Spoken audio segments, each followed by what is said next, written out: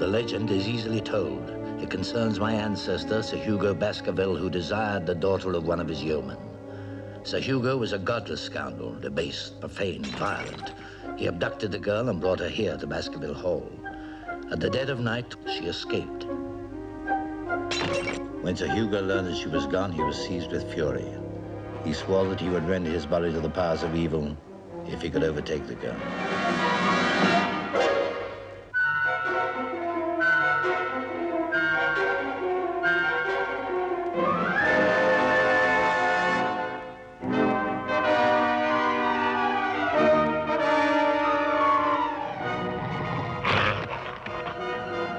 The girl was found later.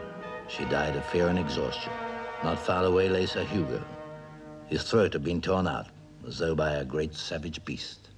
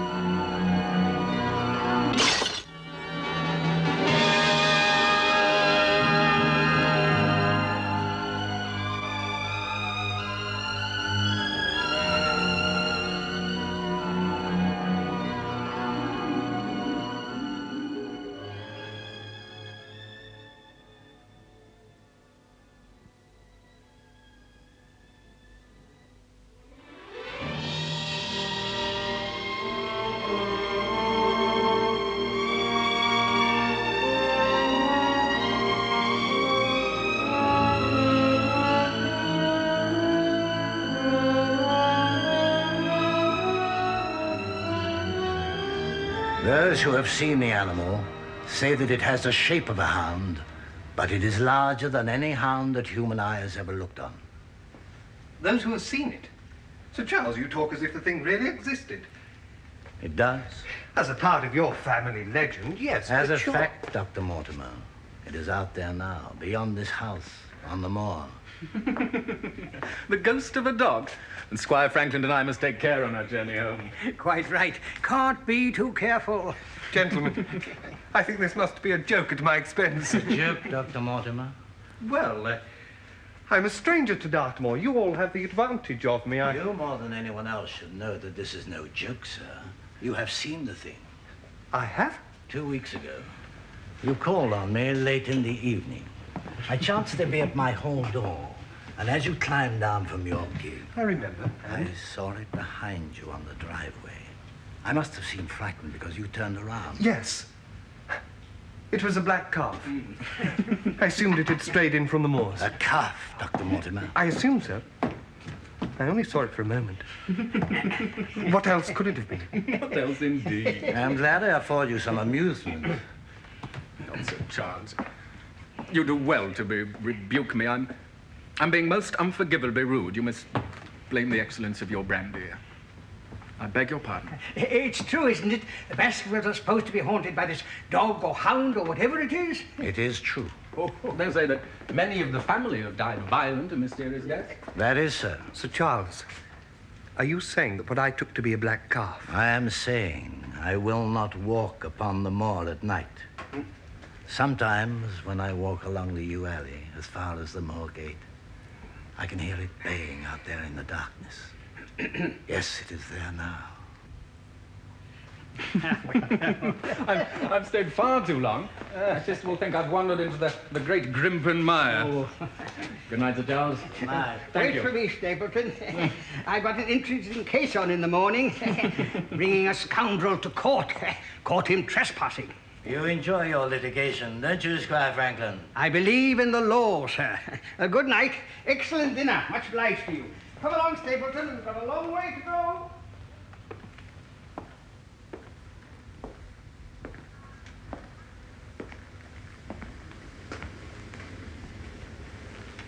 Sir Charles, I've been attending one of your grooms who is ill.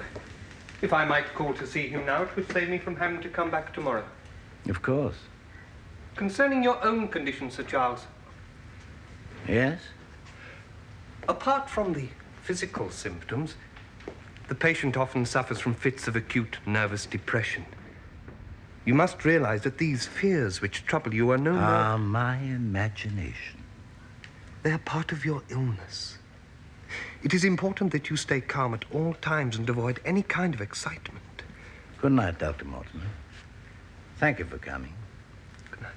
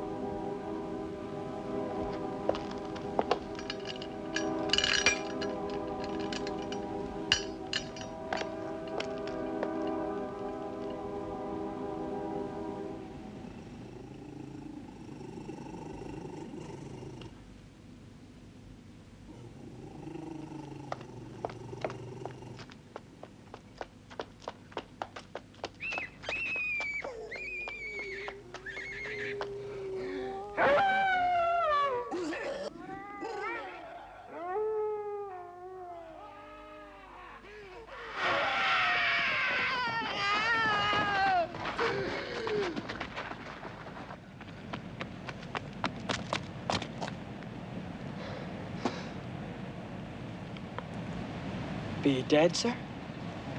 I fear so. His face. Look at his face. I'd think I'd seen the devil himself.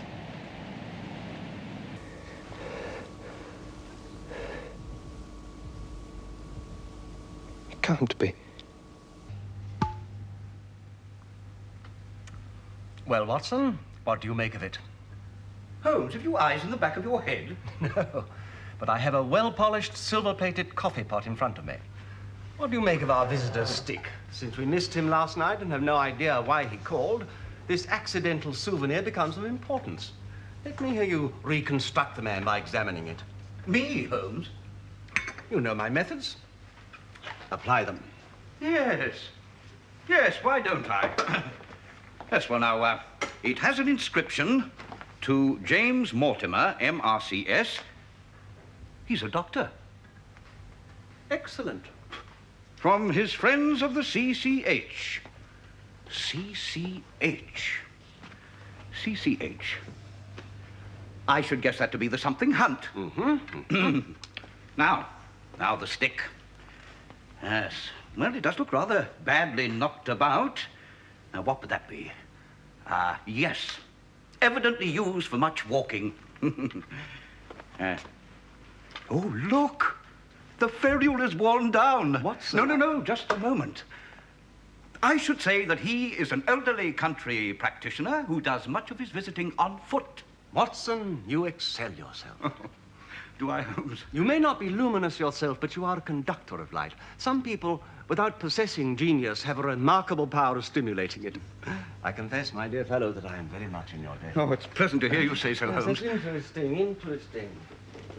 Though elementary, gives us the basis for several deductions. Has anything escaped me? I'm afraid, my dear Watson, that most of your conclusions were erroneous. But About stimulating. Not that you were entirely wrong. The man is a country practitioner, and he walks a great deal. then I was right. To that extent. But a presentation to a doctor is more likely to come from a hospital than from a hunt. And so the letters CCH suggest to me not the something Hunt, but the Charing Cross Hospital. Oh. Well, I don't say it's possible. And so he left a London hospital for a country practice. He could hardly have been on the staff of the hospital. Only a man well established in a London practice could hold such a position, and he would hardly drift into the country. He must therefore have been a house surgeon or a house physician, little more than a senior student. And since the stick was presented to him 5 years ago, the date is on it. Your elderly practitioner disappears, Watson. What we have in his place is a young fellow, amiable, unambitious, and absent-minded, and the owner of a dog, which I should describe as being larger than a terrier and smaller than a mastiff. Oh, come now, Holmes, you take too much license. Do I? Our caller was amiable enough to receive this stick as a token of esteem. Only an unambitious man abandons a London career for the country. And only an absent-minded one leaves his stick and not his visiting card when he comes to see you. And the dog? Teeth marks, and the space between them suggests a medium-sized dog. In fact, it's a curly-haired spaniel. Oh, how can you possibly know that? Because the dog and its owner have just entered this house. Oh. Would you admit our visitors, Watson?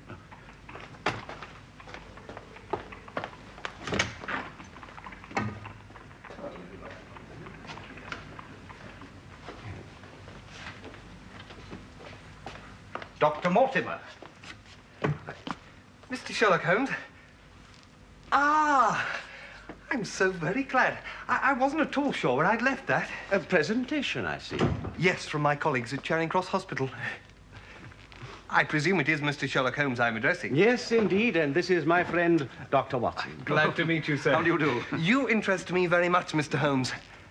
I had hardly expected so dolichocephalic a skull, or such a well-marked supraorbital development. It is not my intention to be fulsome, sir, but I confess a cast of your skull would be an ornament to any anthropological museum. I perceive, sir, that you are an enthusiast in your line of thought as I am in mine, but I'm sure you didn't come here to discuss my skull. May I offer you a cigarette? Thank you, no, I prefer to manufacture my own. Then have no hesitation in lighting one. Thank you. Oh, yes.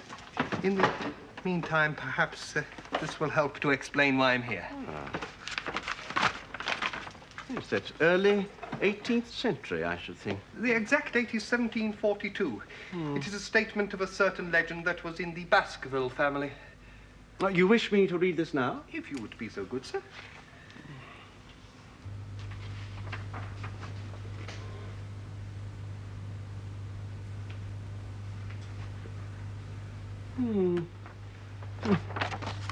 Find it interesting. Oh, to a collector of fairy tales. Then, sir, let me give you some more recent intelligence. The late Sir Charles Baskerville was a patient of mine. He suffered from an ailment of the heart, which was not in itself of a nature to warrant concern, but which was aggravated by a state of continuous fear for his own safety. Indeed. Perhaps you are familiar with the circumstances of Sir Charles's death. I believe I observed some newspaper comment at the time, but I was preoccupied with that little affair of the Vatican cameos, and in my anxiety to oblige the Pope, I rather lost touch with more domestic matters. Coroner's report. Late in the evening of June the 4th, Sir Charles took a stroll down the yew alley behind Baskerville Hall. There is a gate which opens out onto the moors. Now, he waited there for several minutes. How do you know this? I examined the place. The ash had fallen twice from his cigar. Excellent. This is a colleague after our own hearts, Watson. Then Sir Charles returned towards the house. His footprints show that at first he walked, and then he began to run. I was not far away at the time. I heard him cry out. By the time that I reached him, he was dead. There were no marks on the body. It is my belief, Mr. Holmes, that he died of terror while fleeing from something which came in from the moors and pursued him. Well, no, surely that is a matter of conjecture. Perhaps. Were there traces of any other person apart from Sir Charles? There were prints some distance away from the body. Footprints? Yes. A man's or a woman's? Mr. Holmes, they were the footprints of a gigantic hound.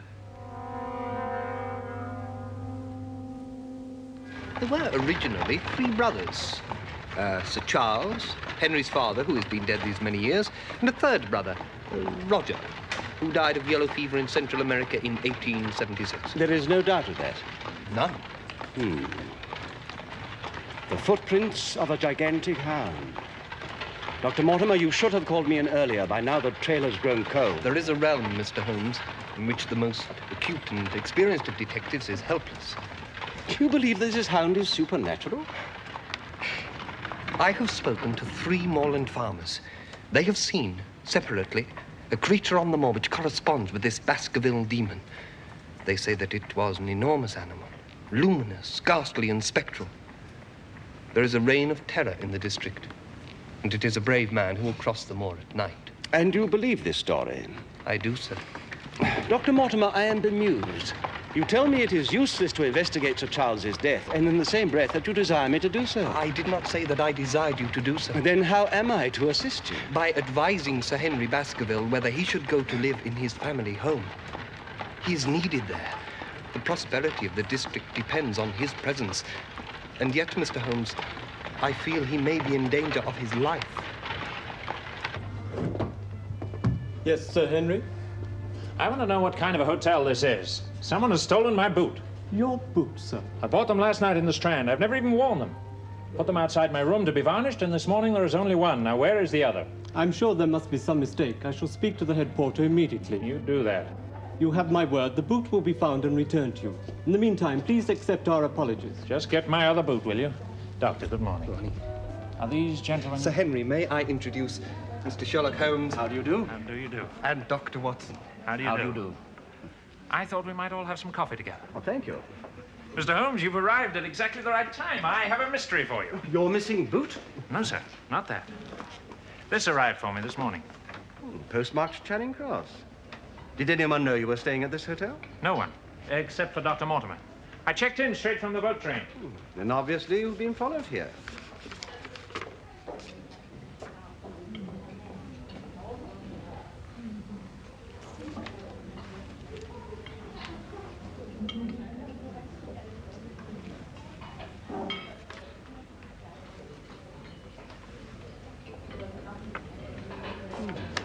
As you value your life or your reason, keep away from the moor. You suppose it's some kind of practical joke? If it is, the joker has gone to an inordinate amount of trouble. What do you make of it, Watson? Strange. Every word except one, the word moor, has been cut out from a newspaper or journal and pasted on. Gummed on. Yes? I believe you're right, Holmes. Gummed. The words have been cut from a copy of the Times, probably yesterday's. How can you know that? Well, I confess that once when I was very young, I confused the Leeds Mercury with the Western Morning News, but it is not hard to recognize the type used in a Times leader. Yes, but why should the word moor have been written? Because whoever sent this message could not find it in print. Oh. I fear there is no more I can tell you about this gentleman than except that the address on the envelope was written at an hotel. You cannot know that, Mr. Holmes. It is a probability. The pen has spluttered twice in a single word and run dry 3 times in a short address. Now, a personal pen and ink bottle are seldom allowed to get in such a state. What is it, Holmes? Oh, nothing. It's of no matter. Now, the question is whether or not it is advisable for Sir Henry to go to Baskerville Hall. Why should I not go? Well, Dr. Mortimer thinks there may be danger. You mean from our family devil? The devil's agents may be of flesh and blood, may they not? I don't know what that's supposed to mean. But I'll tell you this much, Mr. Holmes. There's no devil in hell and no man on this earth who can stop me from going to the home of my own people. But, Sir Henry, the circumstances of your uncle's death... My uncle was a sick man. It's going to take more than the ghost of a hound dog to keep me away from that house. Excellent. I admire determination, even when it is rash. And now, Sir Henry, perhaps you will do me a favor. If I can. You have been out of England these many years. Its charms are all too easily forgotten. May I suggest a solitary stroll in Regent's Park? You want me to go for a walk? Well, Baker Street is near at hand, and perhaps the exercise may stimulate your appetite. In any case, Dr. Watson and I will be honored to entertain you at luncheon. And Dr. Mortimer, too, of course. Gentlemen, come, Watson.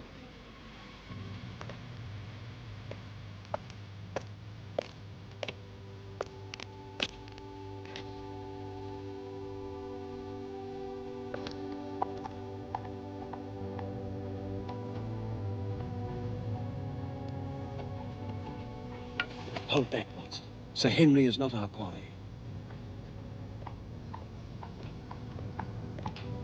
Strange. Surely we should have seen him by now.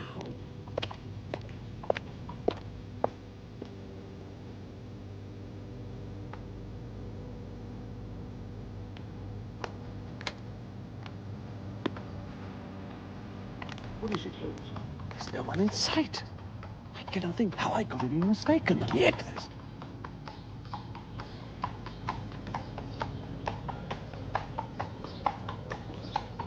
There There's our man, Watson.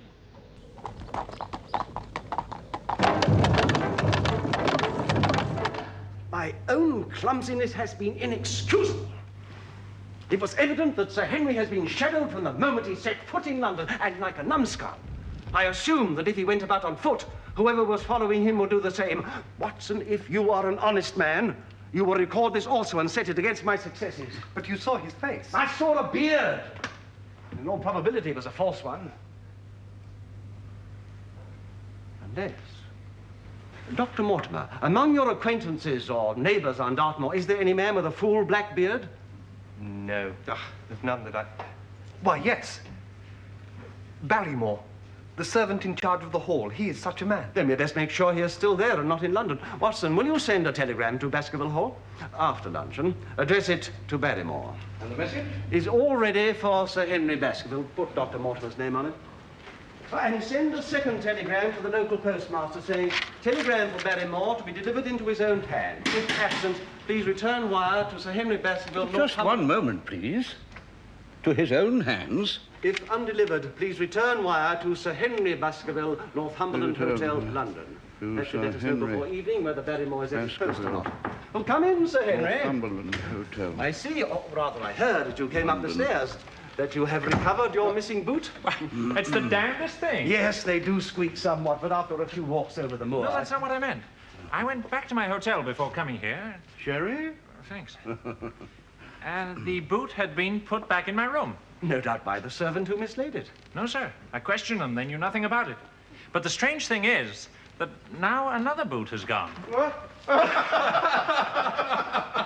Another boot? This time one of an old black pair. Well, had you left them out for cleaning? No, they were in my room. Somebody walked in, returned the new brown boot, and took the black one.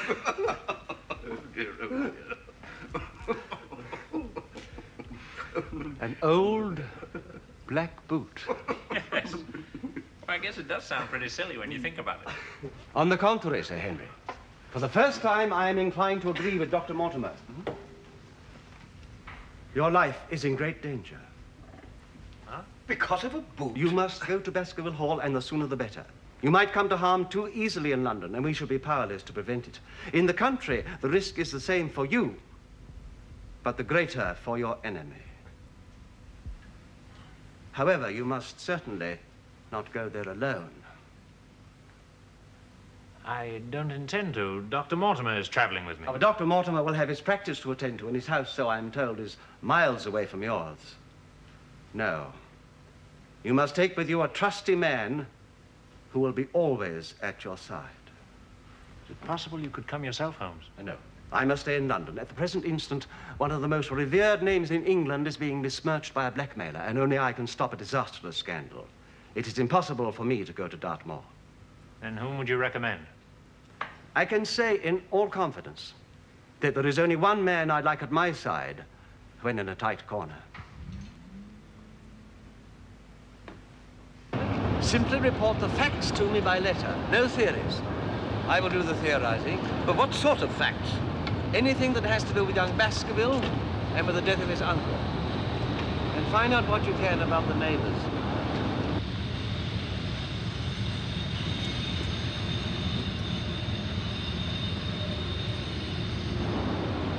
May I say, Holmes, how grateful I am to you for the confidence that you've shown in me? I hope you remain grateful.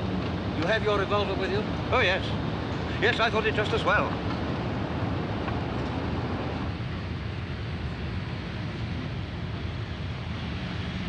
Oh, good day to you, sir. Watson, good morning. Give me a hand. Thank you so much. It's most kind of you. Thank you. Mr. Holmes, have you changed your mind about coming with us? No, I am merely here to wish you all a pleasant journey. Well, it's time. Goodbye. Goodbye, gentlemen. Watson. Yes.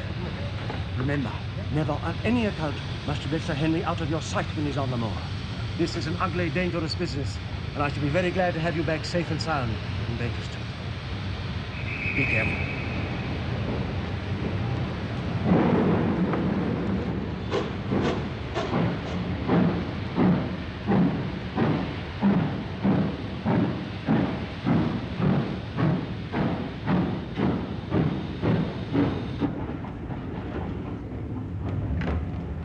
reply to that telegram about the servant, Barrymore? Ah, yes. It appears he was at his post all this time. Good. I'm glad to hear it. What baffles me is why Holmes should think that your life is in danger. Surely the circumstances of Sir Charles's death are reason enough. Maybe. One can believe in a dog 300 years old and so big that it can scare people to death. If you ask me, Mr. Holmes thinks the money has something to do with it. Money? But it did not just inherit a title, Dr. Watson. My uncle's estate came to £740,000. Good heavens. But that's it. We simply look for the man who will inherit in the event of your death. James Desmond. And if a crime is to be committed, then he is our man. We must send word to Holmes at the next station. The Mr. Desmond who would inherit Sir Henry's estate Yes. is a clergyman in his 80s. He lives in Westmoreland and does not go about much. Oh. It was merely a thought. As for the title I've inherited, it dies with me.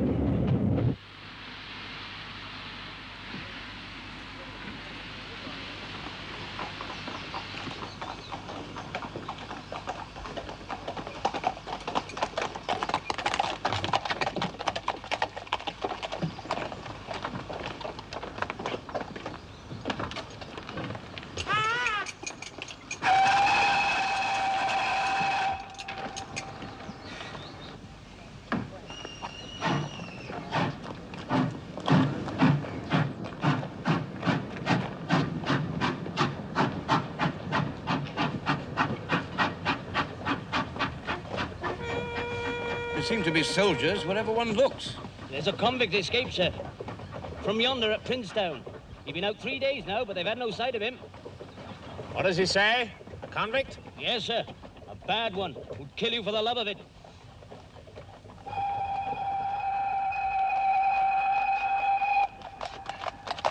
Name of Selden. He was serving a life sentence for murder. Shouldn't care to be him if he's out on these moors. It's beautiful country. I never saw a Devonshire man who did not swear by his county. Hey! Hey, Dr. Watson? Come along, then. Get on! Come on, boys! Get up there! Get up!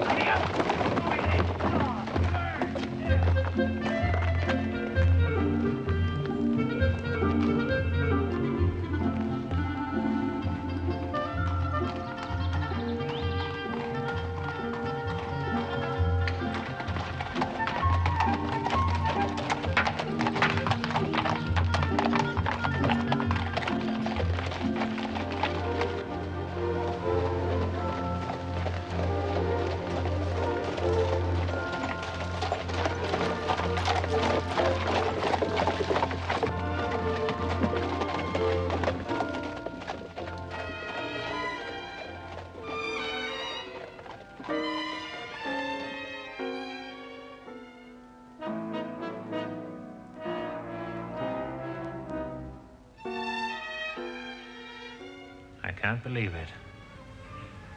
I mean, to think that my family have lived here for over 500 years. Doesn't it make you feel, well, insignificant? Yes, it's most impressive. Would you wish dinner to be served at once, sir? Is it ready? In a very few minutes, sir. You will find hot water in your room, sir. Good. Sir Henry? Yes? My wife and I will be only too happy to stay here until you have made fresh arrangements, sir. In the meantime, may I make so bold as to bid you welcome to Baskerville Hall, sir? Thank you, Barrymore, thank you, but why should I make fresh arrangements? You're not thinking of leaving? Only when it is convenient to you, sir. But why? We were both very much attached to Sir Charles, sir. His death gave us a shock and has made these surroundings painful to us.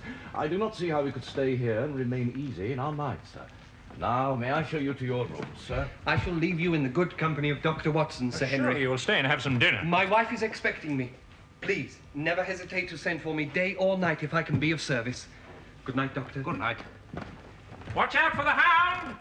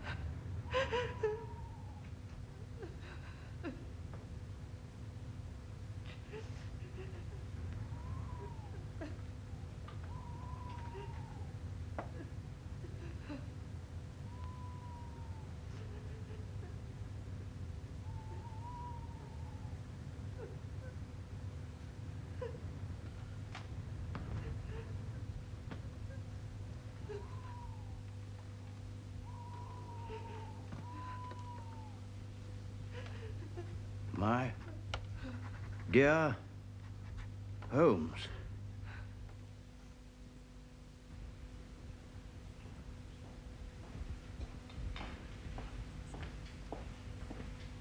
Certainly looks a bit more cheerful by daylight. Still, I'm not surprised my uncle began to see things if he lived all alone here.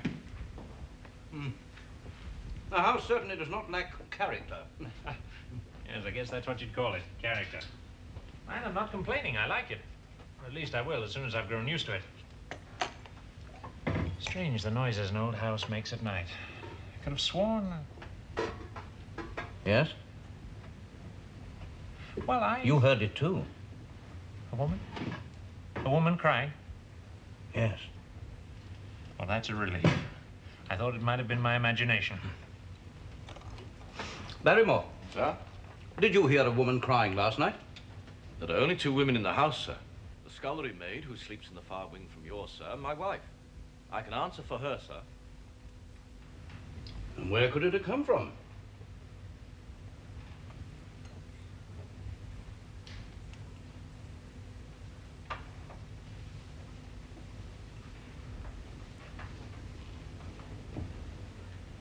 I'm just delighted to know that it was real. Well, Dr. Watson, what are your plans for today? Well, I had thought of going for a walk before lunch, unless you feel that I should... Doctor, I've enough papers to go through to last me a month. You enjoy your walk. I shall come to no harm.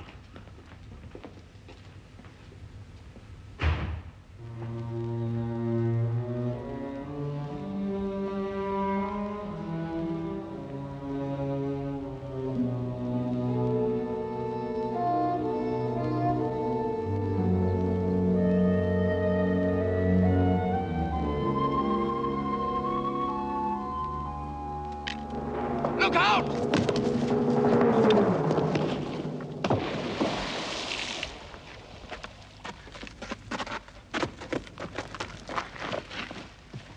Are you injured? Huh? No. No, I seem to have had a lucky escape. Thanks to you, sir. I'm most obliged. Well, not at all. I dare say the fellow will have got away. And these Moors will never be able to find him. Fellow? What do you mean? The man who tried to kill you just now. I caught a glimpse of him. Tried to kill me? It wasn't an accident, Dr. Watson. I tell you, I saw him. Do you think perhaps it was the escaped convict I've heard about? I don't know, sir.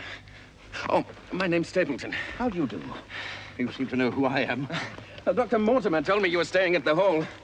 So when I saw a stranger on the moor, I drew the obvious conclusion. I trust Sir Henry's none the worse for his journey. Oh, he's very well. A brief walk along this path takes us to Merripit House. Perhaps you'd care to take tea with me and my sister. Gladly.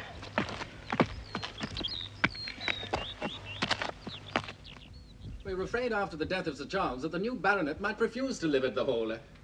He has no superstitious fears, I hope. I do not think so. I mean about the legend of the Fiam dog that haunts their family. Oh, Sir Henry regards that as an old wives' tale. Good. It's extraordinary how credulous the peasants are around here. Any number of them are prepared to swear that they've seen such a creature upon the moor. Indeed. Can you think of an explanation? I fear not. Can Mr. Sherlock Holmes, then? What? Well, since you are here, does it not follow that Mr. Holmes will shortly be honoring us with a visit? We've heard of you both, even in this remote spot.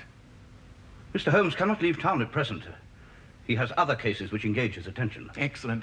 You're quite right to be wary. I'm justifiably reproved for not minding my own business.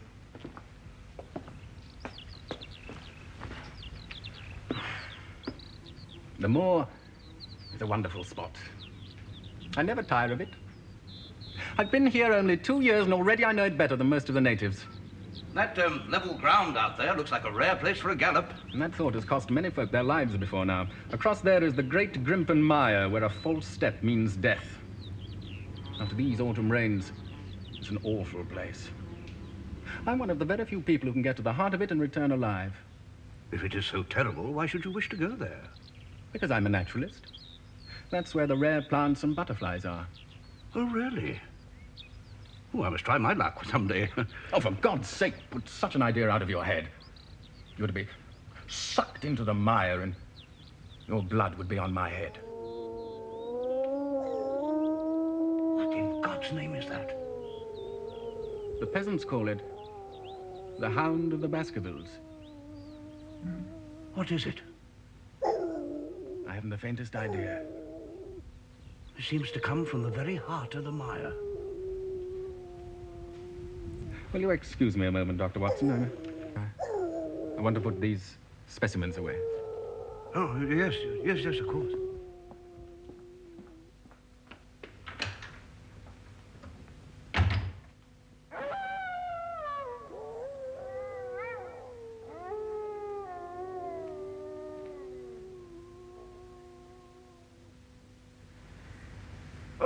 Oh, good morning. You must be Miss Stapleton. Go back. Go back to London at once. I beg your pardon? You should never have come here. For God's sake, do as I ask you. Go back now while there is still time. Never set foot on the moor again. But, my dear young lady, why should I? Ah, there you are. You've introduced yourselves, I see. Yes. I was just telling Sir Henry that it is rather late for him to be seeing the moor at its best. Telling Sir Henry? My name is Dr. Watson, Miss Stapleton. I am Sir Henry's guest at Baskerville Hall. Then we have been talking at cross purposes. Forgive me. Not at all. Do you think we might have some tea for our visitor, Beryl? Yes. Excuse me.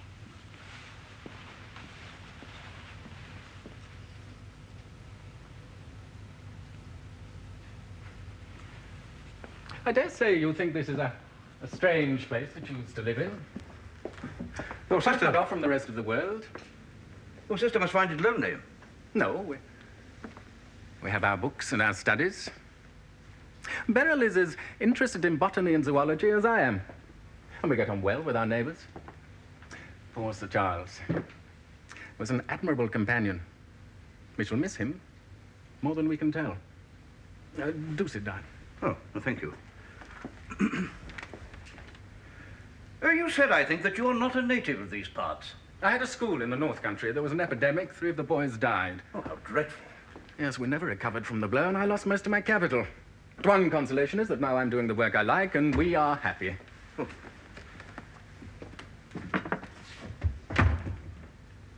Perhaps after tea, I might show you my collection of Lepidoptera. Oh, I should be most interested. My brother has the most complete collection in the Southwest. Dr. Watson, I've not yet had the pleasure of meeting Sir Henry Baskerville. Do you think I would intrude if I were to call this afternoon? Oh, I'm sure he'd be delighted. Perhaps you will tell him that I propose to do so. Gladly. I shall tell him. Depend upon it.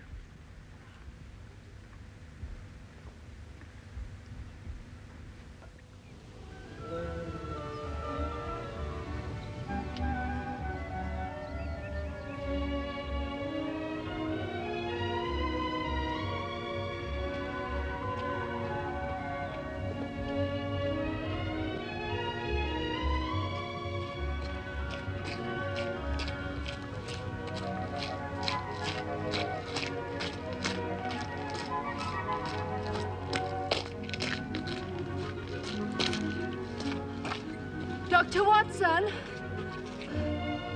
Yes, Miss Stapleton?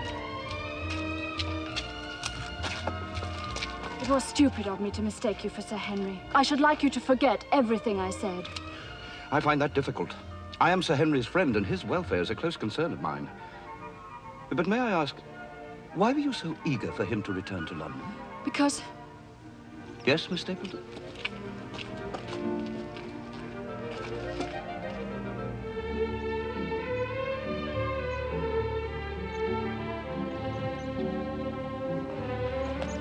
He must be warned.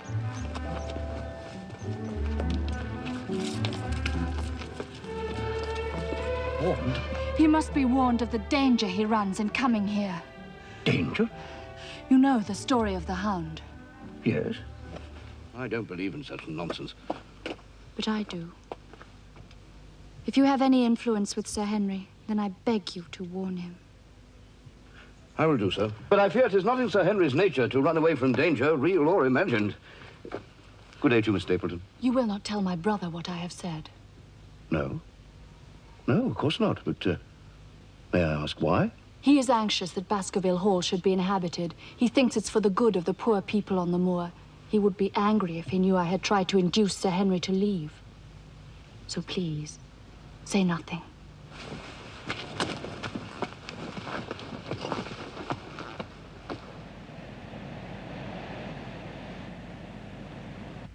This is a great day for me, sir.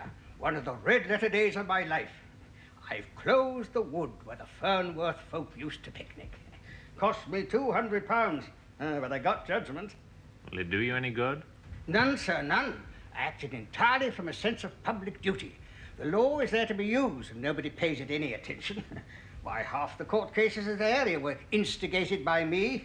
Shows you how uninterested most people are in going to the law. Deplorable.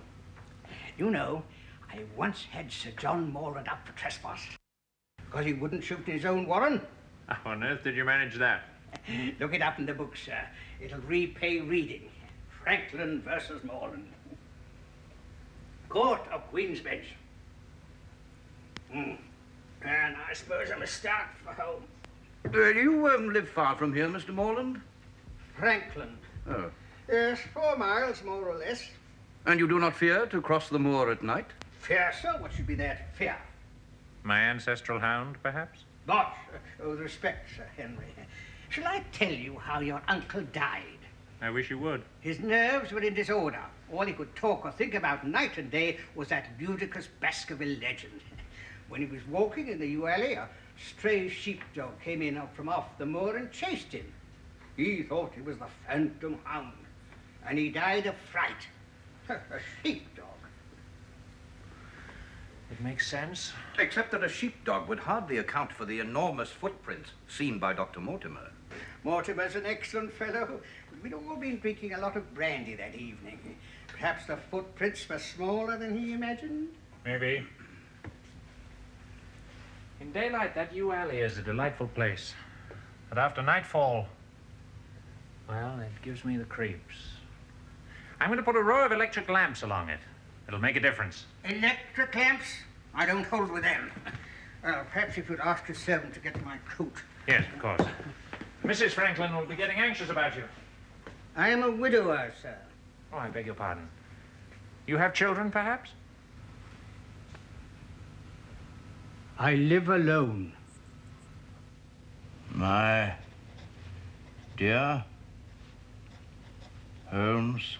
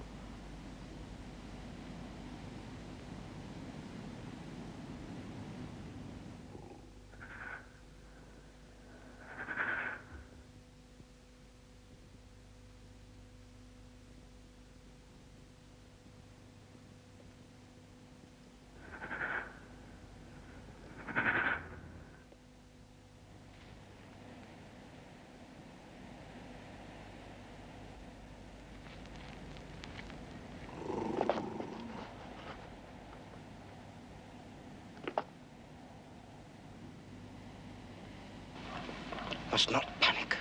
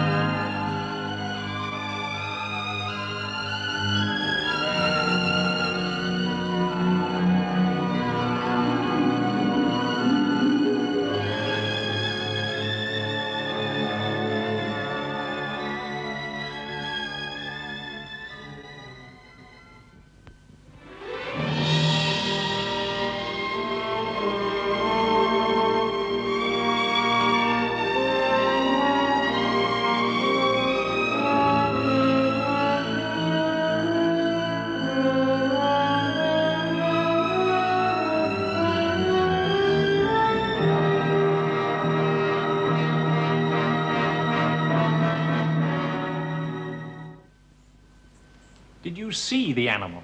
I heard it, and I saw the bushes move. It was on the other side of the yew hedge. It kept pace with me all the way along the walk. But you didn't actually get a look at it? No. Well, then how can you say... You think I imagined it? I think our neighbor, Squire Franklin, came near to the truth when he said that my uncle was frightened to death by a sheepdog. I've been talking to the local farmers. These dogs, they live out on the moor and they turn savage. Sometimes they come around here looking for food. Now, they can be pretty fierce. Sir Henry, when I reached the safety of the house, I bolted the door behind me. The animal clawed at it to try and get in. I suggest that you examine that door and ask yourself what kind of claws and teeth could have drawn pieces of wood from it. Starving dog has been known to... Barrymore.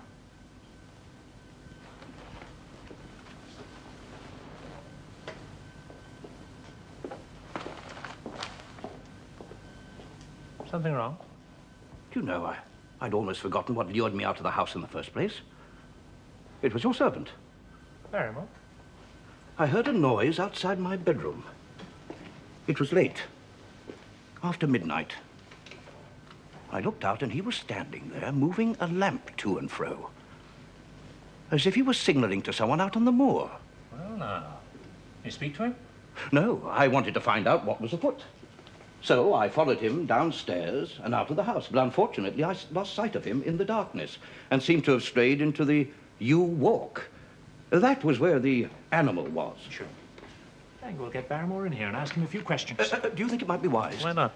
Well, he might deny it. It would be my word against his. Then what do you suggest? I tried to imagine what Holmes would do in the circumstances. I think he would advise us merely to watch our man closely and perhaps catch him red-handed. That sounds like capital advice. I'm obliged to you, Doctor. So tonight, you and I will do a little detective work. Excellent. Now, I think I'll take a stroll on the moor before luncheon. Yes, why not? I'll get my stick. I had thought of going alone. I hope you don't mind. But Holmes left me the most definite instructions. Even Mr. Holmes, with all his wisdom, did not foresee a certain rather pleasant event. I'm sure you're the last man in the world who would wish to be a spoilsport. A spoilsport? I'm afraid I I don't you quite to get understand. on with your daily letter to Mr. Holmes. I shall come to no harm, Doctor. Quite the contrary. Spoilsport?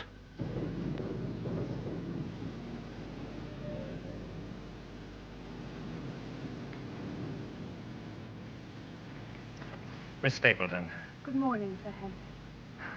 it is good to see you. It was so very kind of you to meet me. Perhaps we might walk. Surely.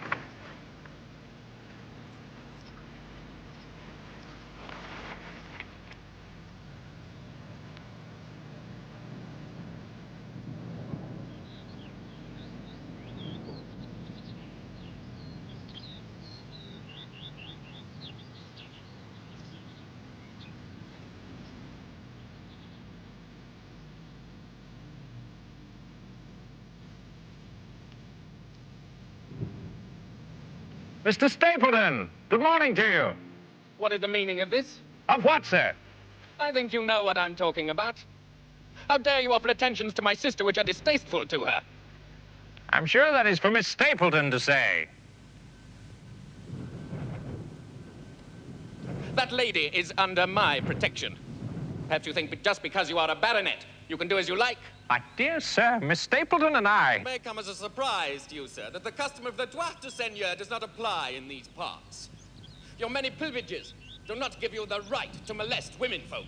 If you were not Miss Stapleton's brother, I should hold you to account for that remark. There must be no more of these clandestine meetings. Beryl, you will come home. Ah, Barrymore. What interesting sheep they have here.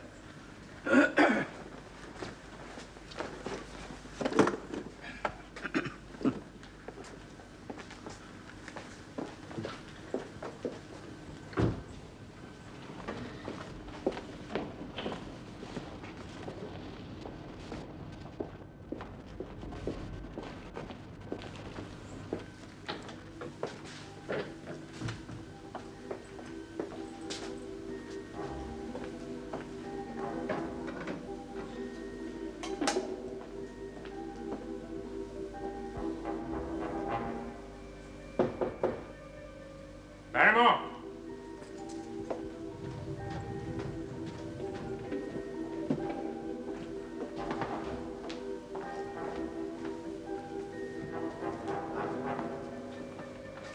Sir Henry. Sir. You wish to see me? Barrymore.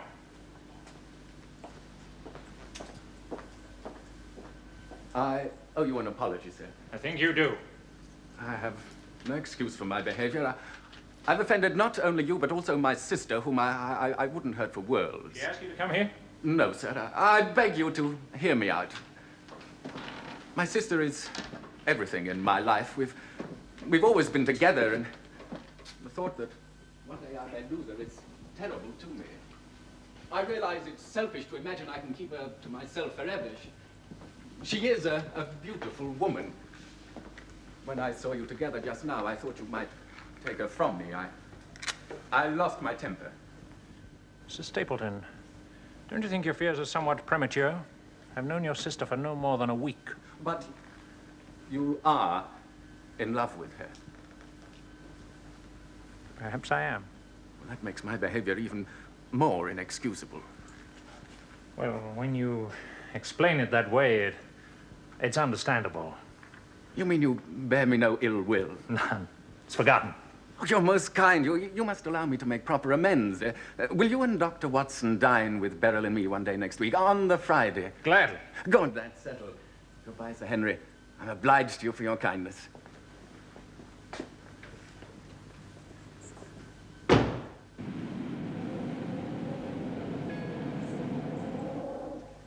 What on earth do you find to put in those letters to Mr. Holmes? You've been writing for the past hour. I tell him everything. Is life here so eventful, then? Holmes has always attached the greatest importance to what other men would regard as trivia. You remember how concerned he was when you lost a boot in that hotel in London?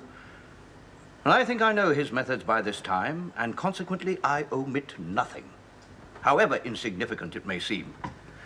Now, the principle of scientific detection is based on...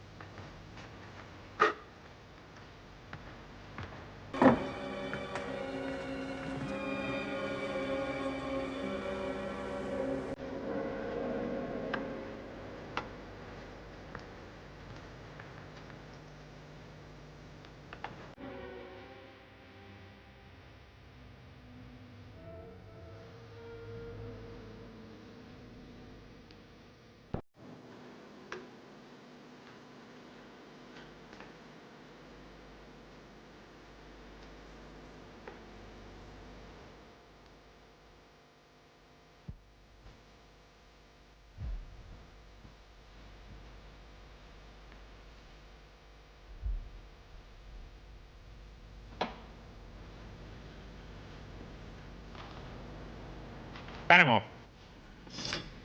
What are you doing here? Sir Henry. Well? Nothing, sir. It was the window, sir. I go around at night making sure they're fastened. On the second floor? Yes, sir, all the windows. We know you're lying, but we mean to have the truth of this. Now, you're making a signal to someone. Don't deny it. We saw you. Who is out there? Please don't ask me, sir. I give you my word, if it concerned no one but myself, I would gladly tell you.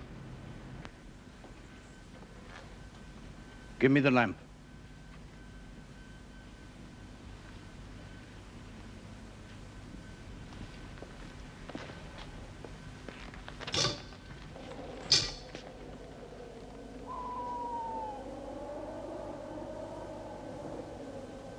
Yes, there's the answer. You see?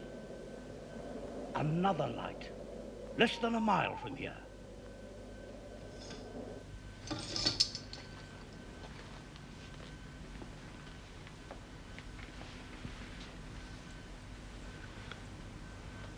Well, what have you to say? With respect, sir, it's my business, not yours. I have nothing to tell you. Then you leave my employment here and now. As you wish, sir. And you're going disgrace. Barrymore, your family and mine have lived under this roof for more than 100 years, and here I find you deep in some plot against me. No, sir. Not against you. Say nothing. We have to go, and there's an end of it. Let them think what they like. Sir Henry, there is no plot against you.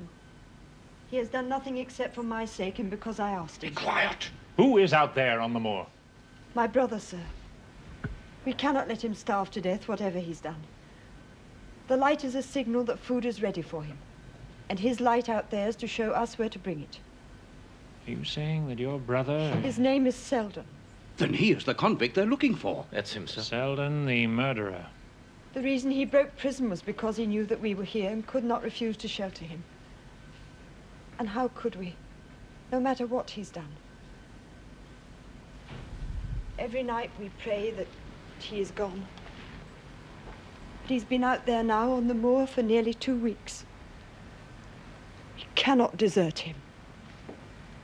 This is the truth? Yes, sir, every word.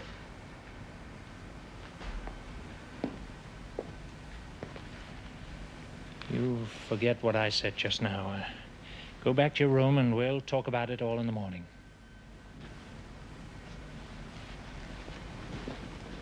Sir? We'll talk about it in the morning. Go on now.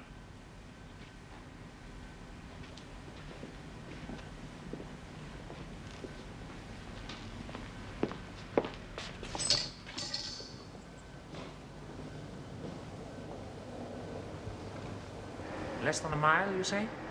Yes. I imagine it comes from out by Cleft Tor. I wonder, Watson, I'm going out to take that man. Now? Yes, of course now. You with me? Holmes said I was not to leave you alone on any account, sir. It seems I have no choice.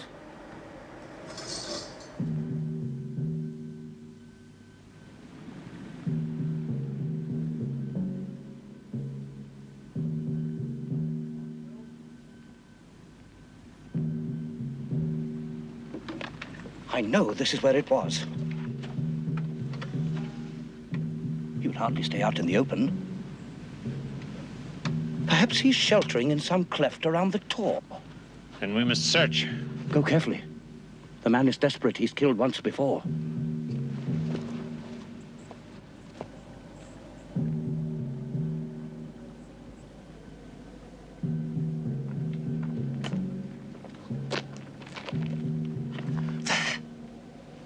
He must be somewhere near.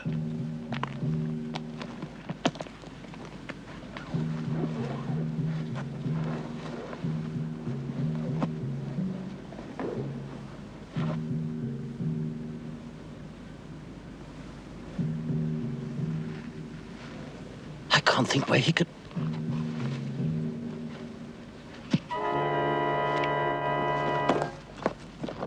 Selden!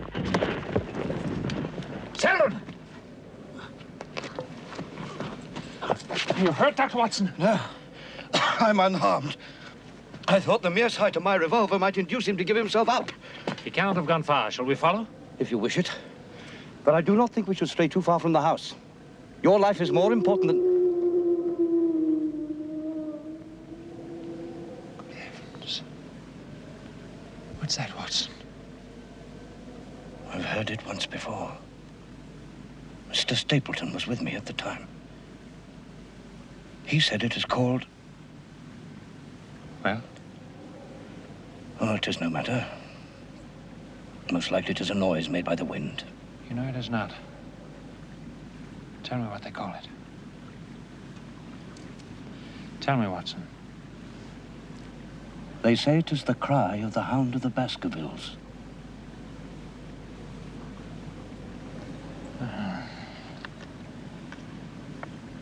The Hound it was.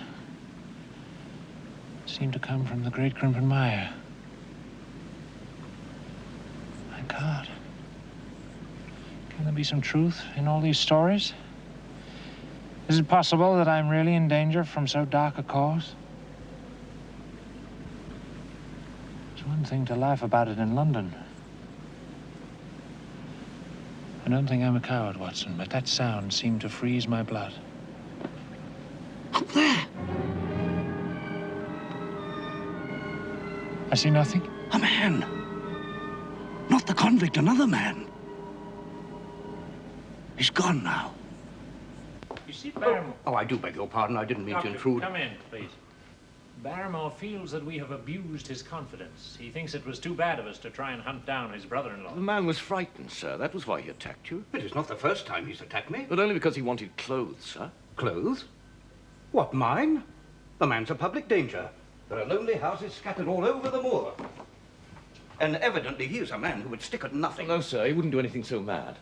Well, for one thing, that would tell the police where he was hiding. That makes sense. Arrangements are being made, sir, and in a few days he would be on his way to another country. The police have stopped looking around here for him, sir, and he can lie quiet until the ship is ready for him. What do you say, Doctor? Are we going to aid and abet a felony? If we give him up, then Barrymore and his wife will go to prison with him. Yes. I think perhaps we had better say nothing. All right, Barrymore, you can go. I'm obliged to you, sir. So you should be.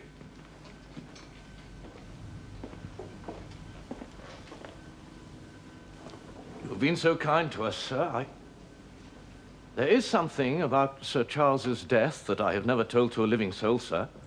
If it would help you in any way. You know how Sir Charles died? Oh, no, sir, not that. What then? I know why he went out at that hour of the night, sir. It was to meet a woman. A woman? My uncle? Sir Charles received only one letter on the day he died, sir. It was I who brought it to him. I remember that it was postmarked from Coombe Tracy. The following day, I was laying the fire as usual in here, even though he Yes, had been... go on. I found what was left of a letter at the back of the fireplace. It was no more than a scarred piece of paper, sir.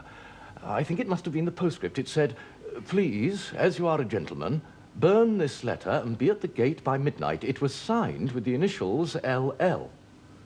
L.L. Do you know anyone with those initials? No, sir, but there is a lady living at Coombe Tracy, Squire Franklin's daughter. Franklin? But when you asked him if he had children, he said no. I think he said that he lived alone. His daughter, Miss Laura Frankland, married an artistic person by the name of Lyons. I understand that he deserted her, and that Mr. Frankland has refused to have anything more to do with her. Yes, he would. Well, how does she live? I understand that Sir Charles and Mr. Stapleton gave some money to set her up in a typewriting business. At least, that's the story, sir. Then she knew my uncle. L.L. Laura Lyons. I think, Sir Henry, that this lady is worthy of our close attention. Yes, Mr. Watson? Doctor. I have the pleasure of knowing your father. Then you must know there is little in common between him and me. I owe him nothing, and his friends are not mine. I seem to have made a poor start. So if your business here concerns my father... No, I'm making inquiries on behalf of Sir Henry Baskerville. I understand that you were acquainted with his late uncle. I owe a great deal to his kindness, yes. Will you sit down? Thank you. May I ask if you corresponded with him? What is the object of these questions? The object, Mrs. Lyons, is to avoid a public scandal. It is better that I should ask them here than that the matter should pass out of our control. Did you correspond with Sir Charles? I wrote to him once or twice to acknowledge his generosity. But never asking him to meet you? Sir, that is a most improper question. Then forgive me.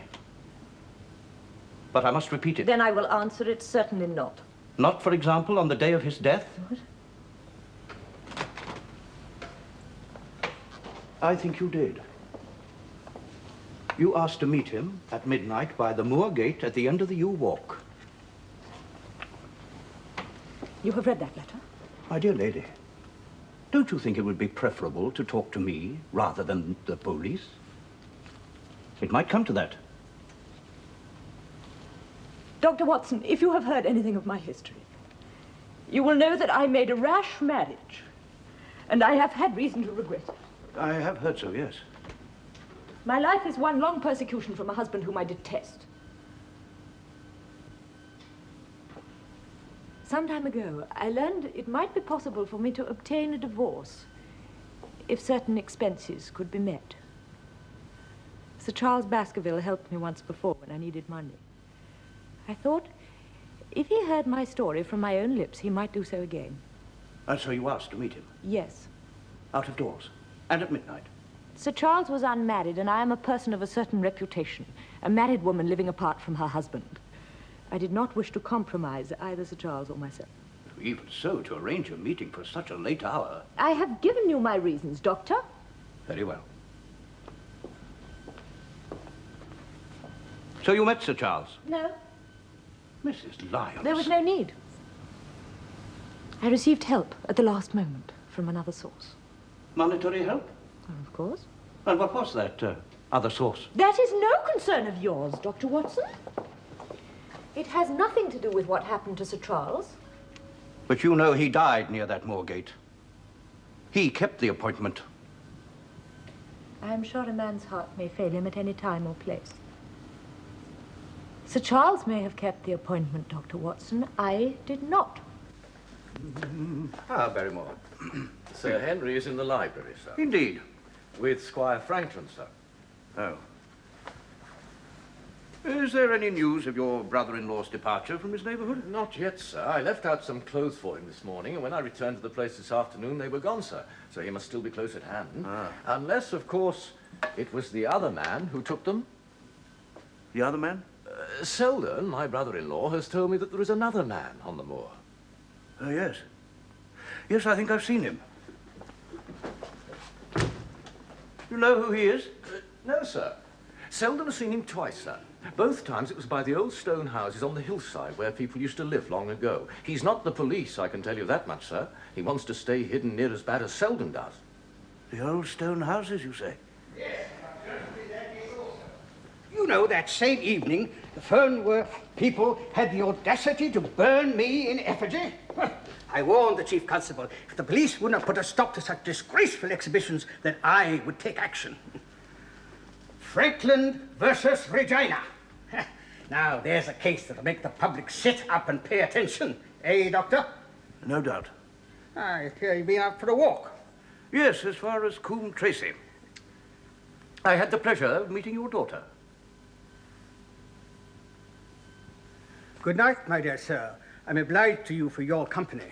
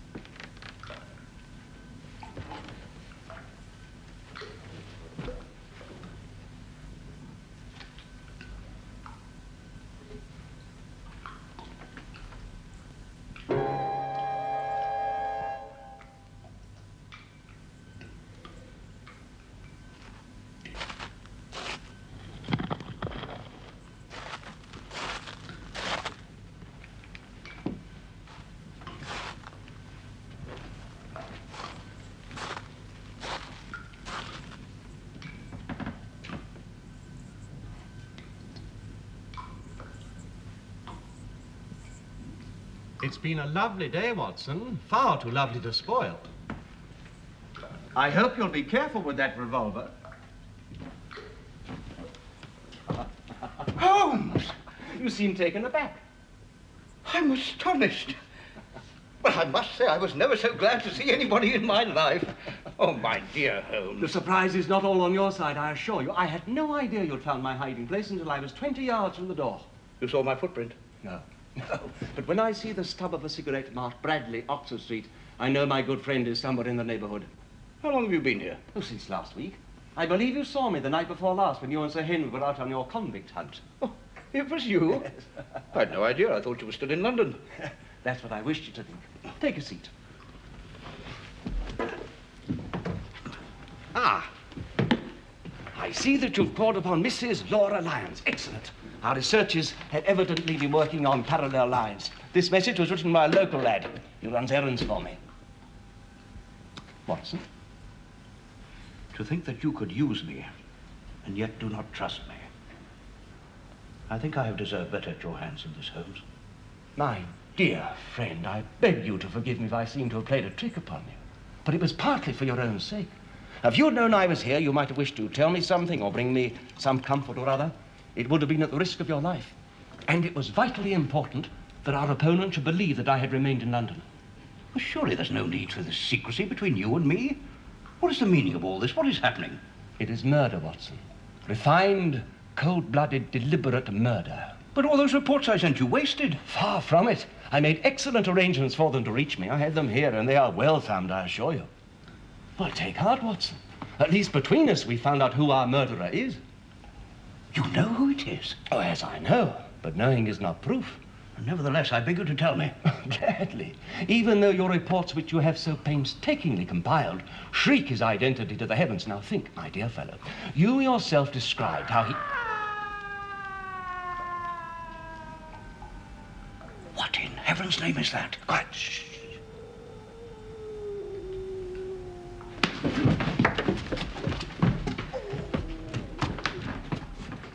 This way! Hurry!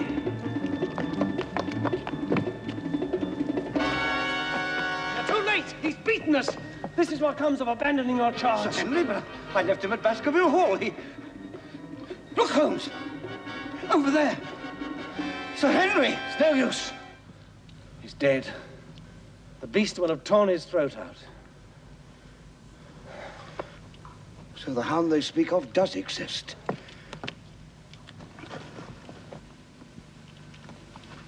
It is my fault, Holmes. You were right. I should not have left him alone. And to think that we heard his screams and yet could not. Look. Watson, look here. But it's Selden, the convict. Why did we think... The clothes. Barrymore must have given him a suit belonging to Sir Henry. And the Hound followed the scent. Think back to London, Watson. The boot belonging to Sir Henry was stolen. Why? To provide a scent for the Hound to follow. Someone's coming. Yes. A murderer wants to make sure that his task has been accomplished. Now you can see him for yourself, but say nothing.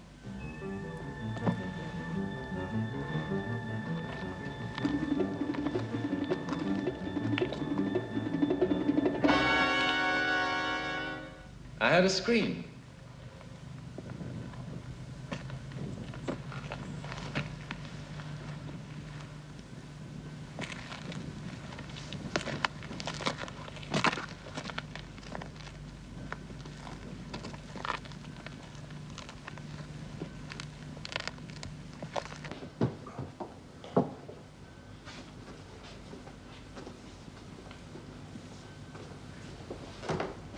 After our experience, I think a glass of brandy would not come amiss.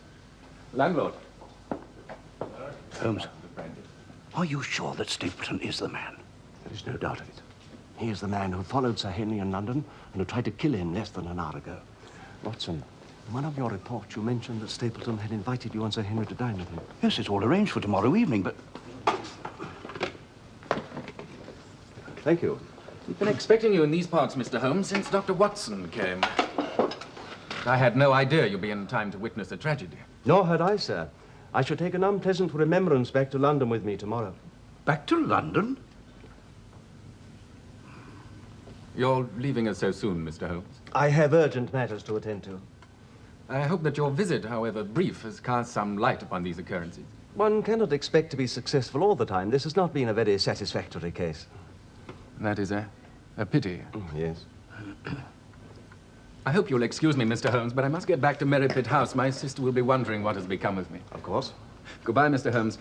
I could hope that we'd met under less melancholy circumstances. Dr. Watson, we shall expect you and Sir Henry tomorrow evening. Oh, yes, yes. Good night. Holmes, I cannot understand why we have not arrested this man. If what you say is true... My dear Watson, you were born to be a man of action.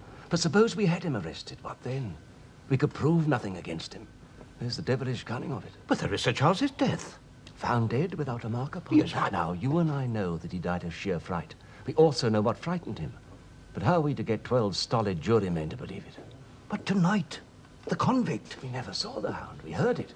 But we could not prove it was running on that man's trail. Oh, excuse me. Even if we were to find this Hound and drag it into the light of day, it wouldn't help towards putting a rope round the neck of its master. Then what is to be done? We must set a trap. Tomorrow evening, Sir Henry must dine with the Stapletons, as arranged. I shall not stir from his side for an instant. On the contrary, we will devise an excuse and allow him to go there alone. Alone?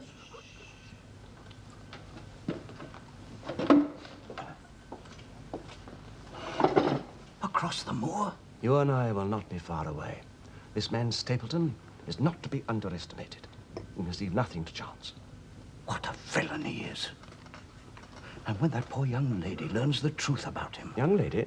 Ah, you mean the one you called upon yesterday, Mrs. Laura Lyons. Certainly not, Holmes. What has Mrs. Lyons to do with the business?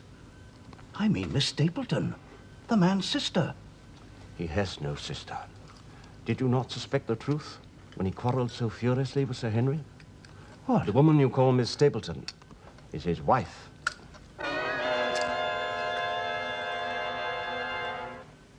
So you mean to return to London, both of you? I think we'll be of more use there at this juncture. I see.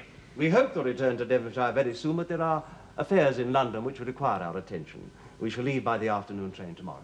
I had hoped you were going to see me through this business. Yes, it is unfortunate that we cannot. Sir Henry, since I spent the past week in somewhat primitive lodgings, do you think I might impose upon your hospitality for my last night here? A comfortable bed would make a welcome change. Of course. See about a room. Thank you. I understand you are to dine with Mr. Stapleton tomorrow. I am. Then perhaps you would be kind enough to inform him that Dr. Watson has returned to London with me. Of course. As for yourself, I wish you to drive to Merripit House. Send the trap back, however, and let them know that you intend to walk home. Across the moor? As you say. Isn't that the very thing you've advised me not to do? This time, you may do it in safety. But as you value your life, keep to the straight path that leads along the edge of the great Grimpen Mire. On no account must you stray onto the moor itself. As you will be in London, Mr. Holmes, I do not see how my movements here can concern you. Nevertheless, will you do as I say? As you wish. I have your word on that. You have my word. Now, if you'll excuse me. Of course.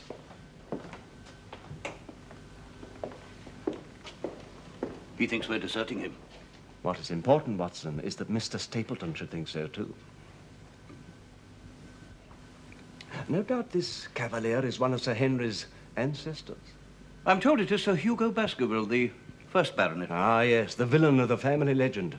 Yes, the likeness is there. To Sir Henry? I see no resemblance. No, not to Sir Henry, but to the man who calls himself Stapleton. What did you say?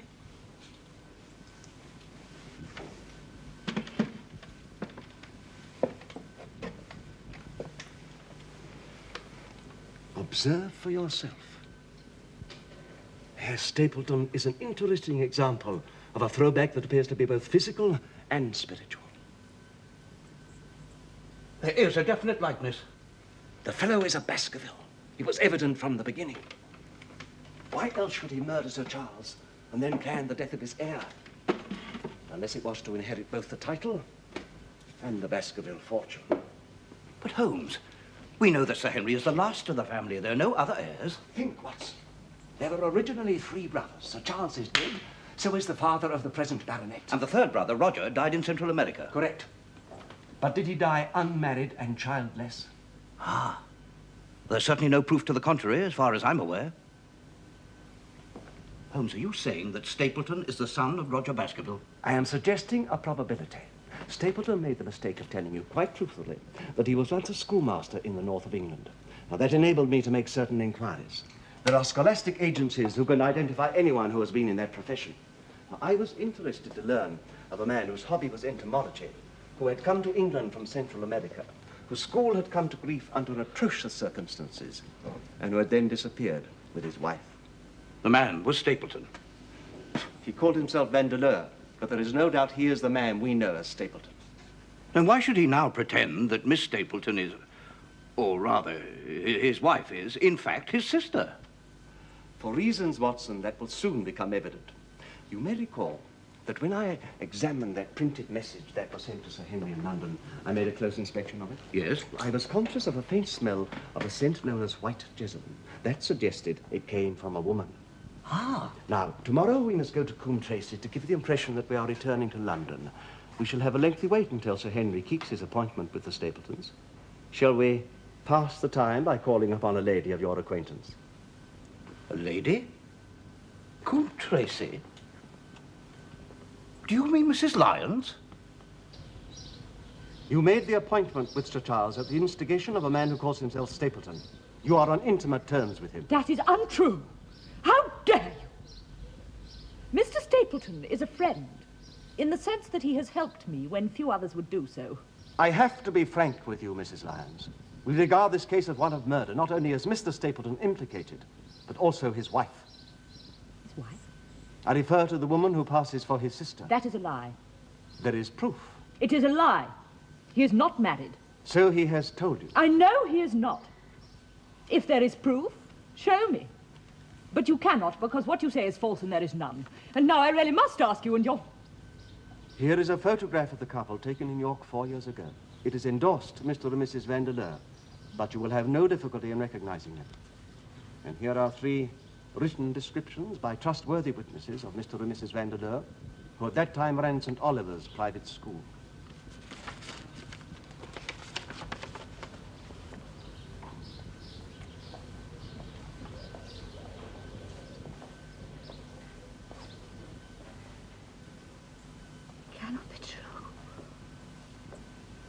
He offered me marriage if I could get a divorce from my husband. He lied to me. It was he who suggested you wrote to Sir Charles Baskerville. He dictated the letter. He said that Sir Charles would help to pay the legal expenses of the divorce. And then he dissuaded you from keeping the appointment. He said that it would hurt his self-respect if another man should provide the money for such a purpose. And I believed him. How could he? Mrs. Lyons, you are a very fortunate How woman. do you think so? You have held the key to this mystery, and he knew it, and yet you are still alive. For some months now, you have been walking very near to the edge of a precipice. He killed Sir Charles Baskerville. There is no doubt of it. Even if I had known, I think I would have kept faith with him if he had done so with me. He will be arrested. Before the day is out. It is just a matter of hours.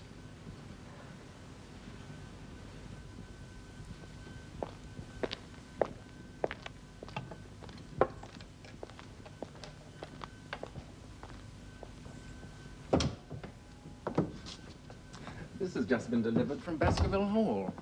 It seems that Sir Henry... He can't come this evening? On the contrary. Dr. Watson has been obliging enough to return to London with Mr. Sherlock Holmes. And so Sir Henry will be here alone.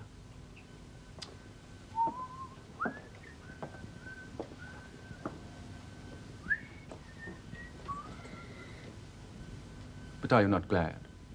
Surely it's a considerable tribute to your charms that he should brave the perils of the moor for the sake of your company? It's still not too late. I beg you, even now you could draw back. And spare him? Is that what you ask?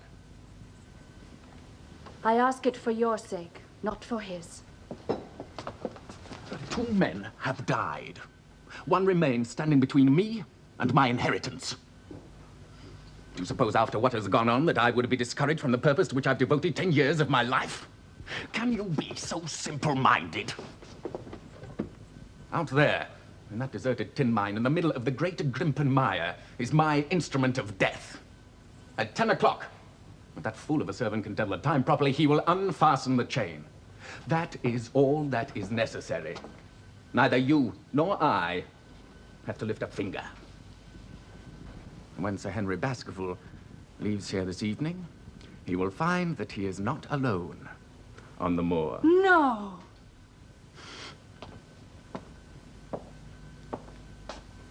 As for you and me, a week hence we'll be on our way back to Costa Rica.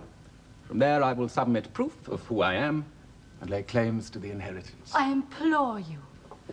Give up this plan now for my sake, if not for your own. How stupid women are. Please! You sound like a woman pleading for her lover. We could invite Sir Henry to pass the night here.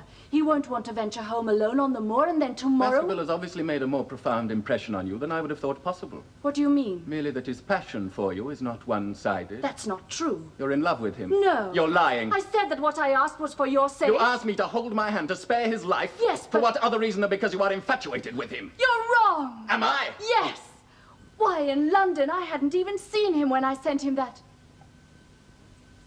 What? What did you send him? What? Nothing! My arm! Tell me! I sent a letter begging him not to come to the moor. A signed letter? No, there's no way he could know it was I who sent it. But you did warn him. But you did once. You might No. do again. No, I promise.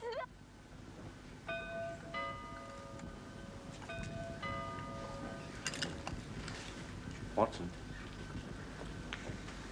Watson, it's 9:30. Time for us to be on our way. It'll take us all of 20 minutes to reach Merripit House. And we must be there when Sir Henry starts for home. Do you think he will leave there so early in the evening? No. The attractions of the young lady who calls herself Miss Stapleton are ample guarantee against that.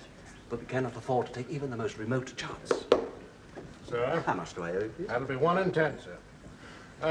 Begging your pardon, sir, but seeing as how you're a stranger in these parts, might I inquire if you'll be staying the night here in the village? No, we're not. Thank you. Then you'll want to look out, sir.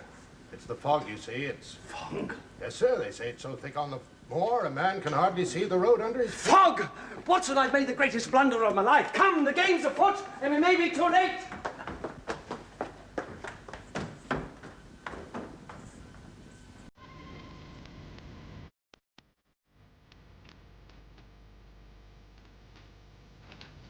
afraid it's getting worse.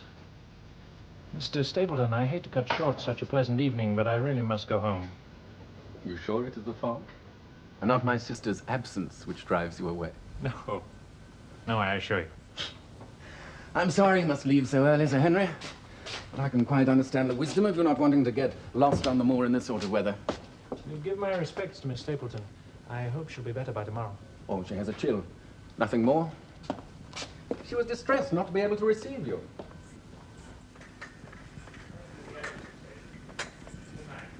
Pleasure, my dear sir.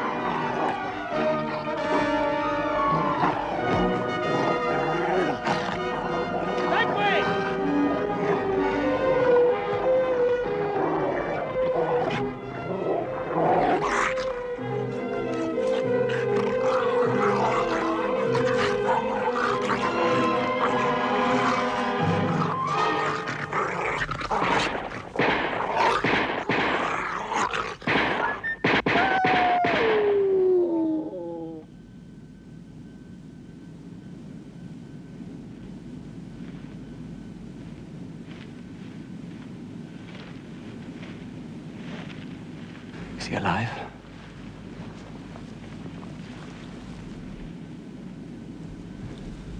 Yes, thank heaven. In God's name, Holmes, what is it? I hardly wonder Sir Charles was frightened to death. Stapleton must have gone to a great deal of trouble to find such a creature.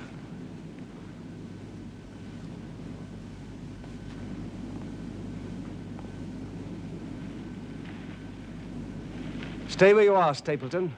Your plan has misfired. Damn you! Stay here, Watson. He will escape. Escape the hangman, perhaps.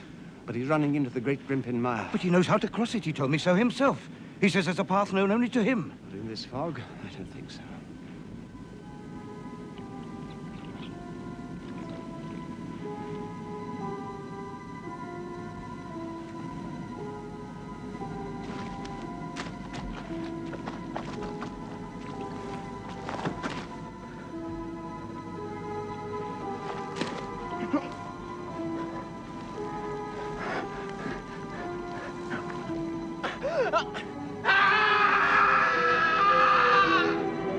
Please!